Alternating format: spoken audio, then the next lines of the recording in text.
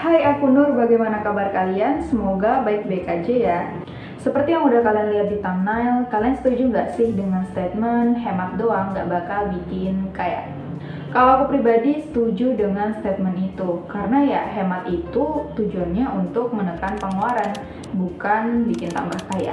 Karena hemat sendiri didesain supaya dompet kamu nggak bocor karena overspend, at least kamu nggak besar pasak daripada tiang. Tapi kan dari berhemat kita bisa nabung buat jadi kaya. Oke, untuk kamu yang gajinya di atas 5 jutaan, mungkin kamu bisa berhemat terus nabung jadi kaya deh. Tapi yakin dengan nabung doang terus jadi kaya? Terus yang gajinya pas-pasan gimana? Apa dengan berhemat doang jadi kaya? Enggak kan? Nabung di bank pun lama-kelamaan bakal tergerus inflasi. Uang yang tadinya punya nominal gede, mungkin 10 tahun ke depan bisa jadi nggak ada apa-apanya. Dan jujur, aku sendiri yang harus menjalani hidup hemat tuh sometimes ngerasa cukup berat. Karena aku cuma bergantung pada satu income atau penghasilan.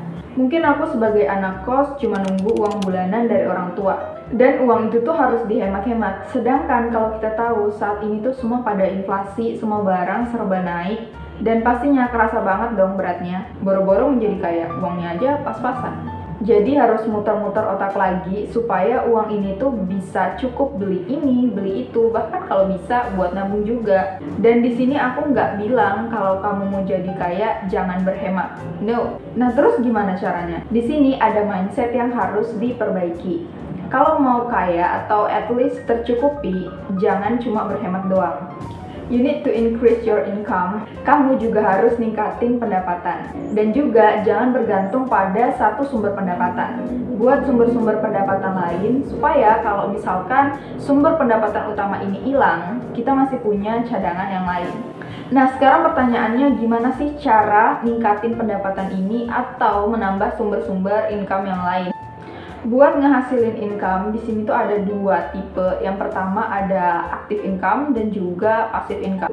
Oke, kita bakal bahas passive income terlebih dahulu karena aku tahu ini salah satu hal yang kalian inginkan. Dengan passive income, kalian duduk manis doang, cuannya bakal tetap ngalir.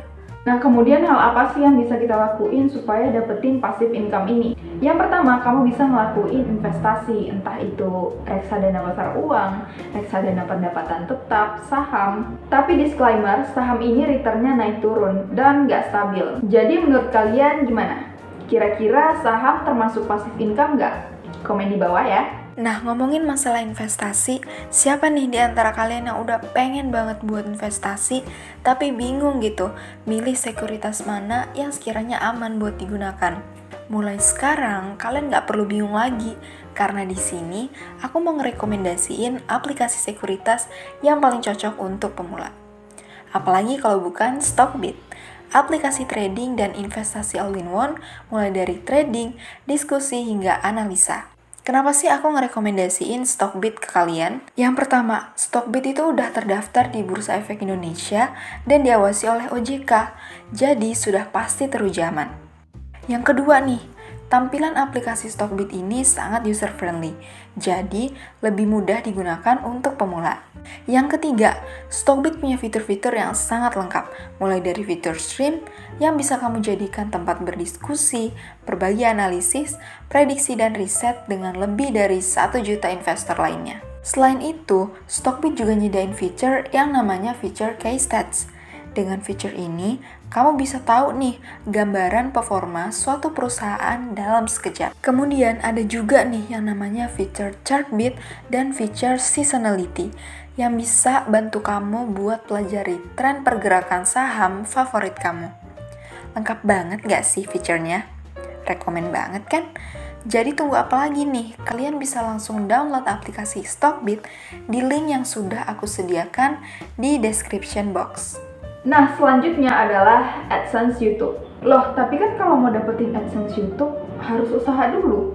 Belum lagi bikin videonya, editnya, mikir kontennya. Bener banget, untuk dapetin AdSense YouTube, kita memang awalnya harus usaha dulu.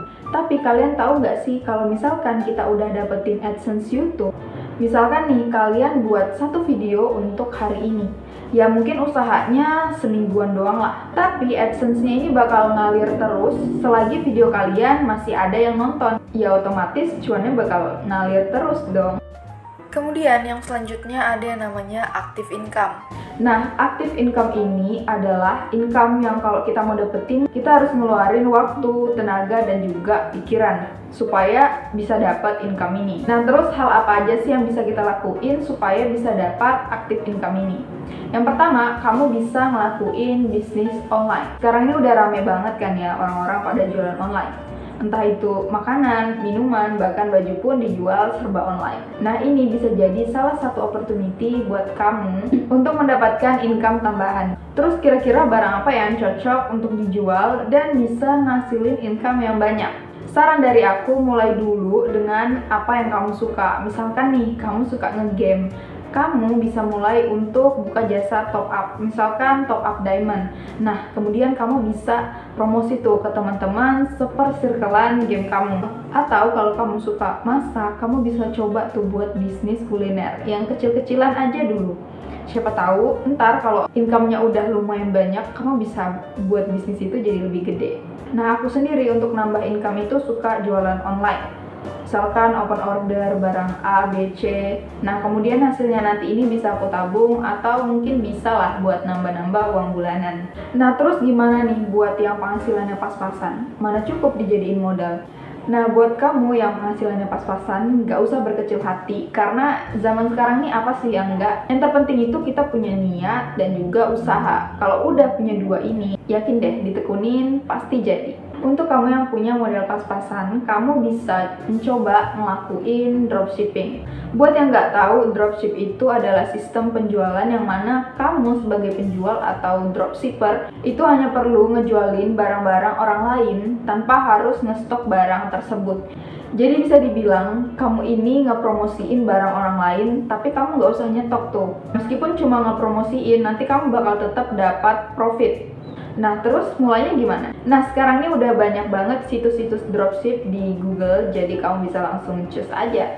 Nah, selanjutnya kalau kamu punya skill lebih atau bakat-bakat tertentu, kamu bisa ngelakuin yang namanya freelance. Freelance ini cocok banget buat anak-anak kuliahan karena nggak terikat dengan waktu, yang mana semakin banyak kamu ngeluangin waktu untuk nge-freelance, maka semakin gede juga income yang kamu dapatkan. Begitupun sebaliknya, kalau misalkan kamu ngeluangin sedikit waktu untuk nge-freelance ini, maka ya income yang kamu dapetin mungkin bakal sedikit.